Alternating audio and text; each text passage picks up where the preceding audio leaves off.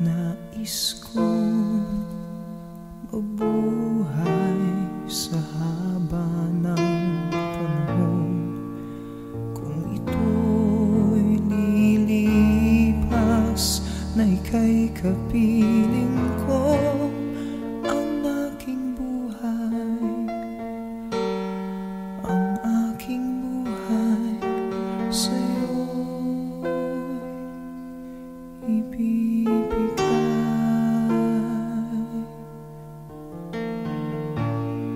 Tangi kong panalangin ay pagsamo mo, kailan may di magmamaliw ang apoy sa puso ko habang may buhay, habang may buhay, hanggat ang dugo ko ay dumadaloy, sa'yo lamang ialay ang aking buhay, ang aking buhay sa'yo ibibigay.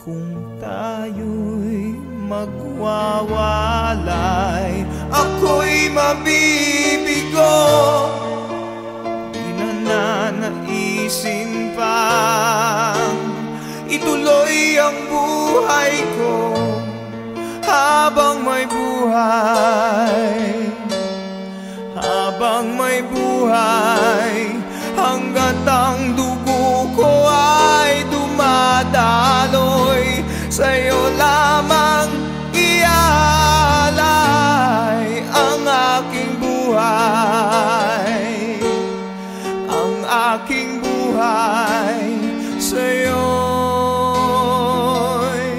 ibibigay.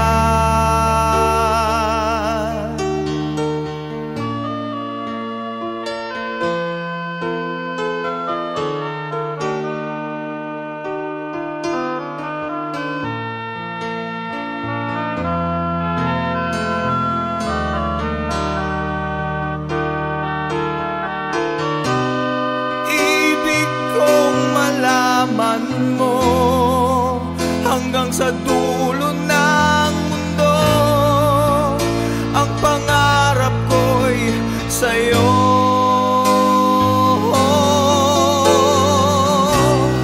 Habang may buhay,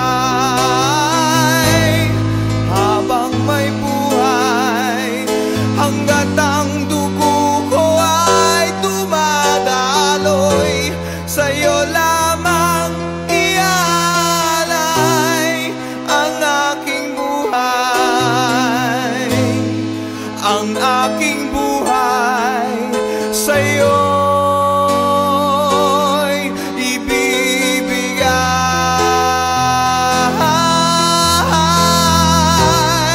ang aking buhay,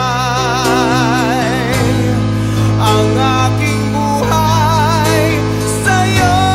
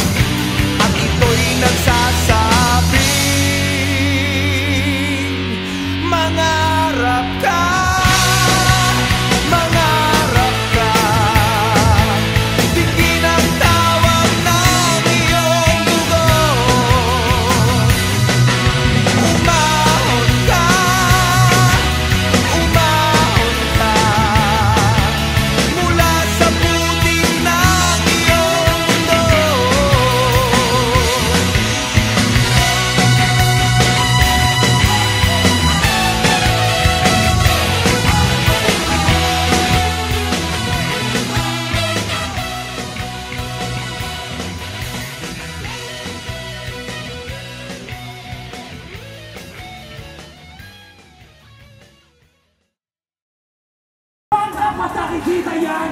Hindi mabuting nakatago. Naghihintay ang bawat Pilipino sa resulta ng pagdilis na kaso. Buksan ang paningin, huwag na magbulag-bulagan. Pakinggan ang hinain, huwag na magbini-binihan. At upagin ang gapan, hindi bulsa ng sinuman. Kababayan ang unahin, hindi ka pabayaan. Huwag ka nang masamain, bagos ay tanggapin.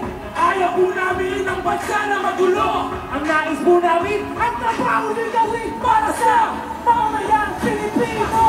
Pagsigaw ng hustisya, kung may investigasyon, dapat nakikita, walang pinapabuti.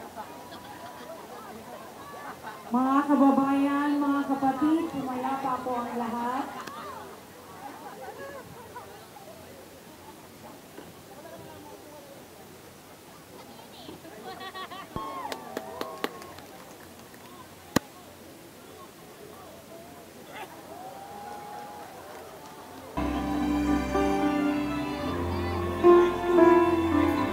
Next in line. What's life to offer me when I grow old? What's there to look forward to beyond the biting cold? They say it's difficult, yes, stereotypical. What's there beyond sleepy working this cruel life? Ain't there nothing else round here but human strife? 'Cause they say it's difficult, yeah, stereotypical. Gotta be conventional.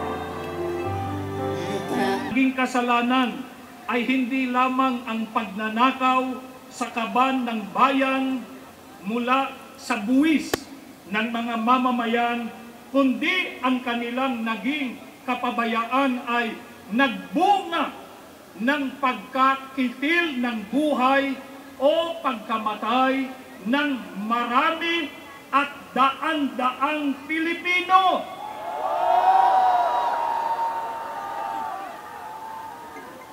Pagkawasak ng tahanan, kabuhayan at kinabukasan ng napakaraming pamilya.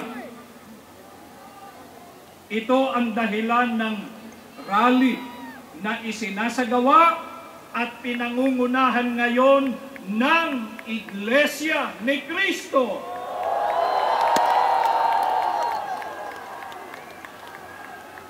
Kasama ang mga kababayan natin, pakikialam sa politika, kundi ito ay isang pagpapahayag ng damdamin upang idagdag ang tinig ng Iglesia ni Cristo sa mga panawagan ng marami nating kababayan sa napakalaking katiwaliang ito na kinasasangkutan ng maraming opisyal ng pamahalaan.